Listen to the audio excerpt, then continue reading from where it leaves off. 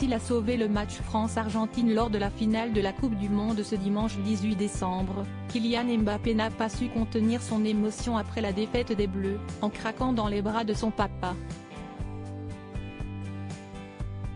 Ce fut une soirée riche en émotions pour les supporters des Bleus et les amateurs de football.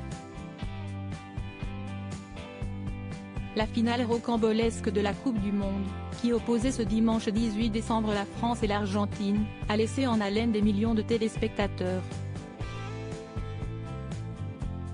Si l'Argentine s'est imposée après une session de tir au but, un joueur français en particulier a su se démarquer parmi les hommes de Didier Deschamps.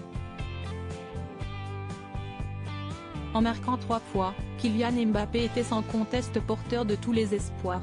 Si le foot coule dans ses veines depuis son plus jeune âge, l'attaquant de 23 ans est désormais un joueur incontournable de l'équipe de France mais aussi du Paris Saint-Germain.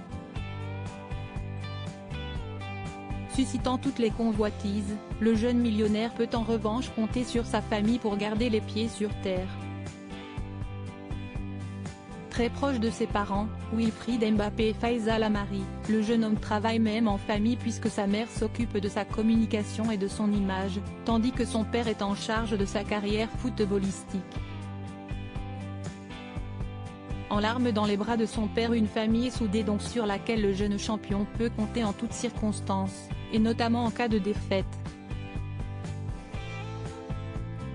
Après cette finale tendue, on a pu voir Kylian Mbappé être réconforté par le président Emmanuel Macron.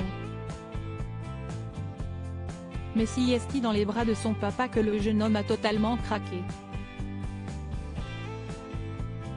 Si est-il en effet ce qu'a rapporté Denis Brognard, aux commandes de l'édition spéciale Coupe du Monde sur TF1, Kylian Mbappé qui a craqué aux portes du vestiaire dans les bras de son papa Wilfried, commente-t-il, avant de laisser la parole aux journalistes présents sur place. Pour compléter vos propos, ce sont des joueurs anéantis qui sont actuellement dans les vestiaires.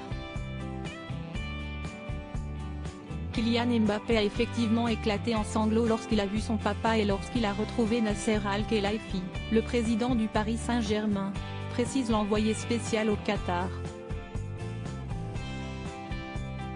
Une émotion que l'on partage avec lui ce soir.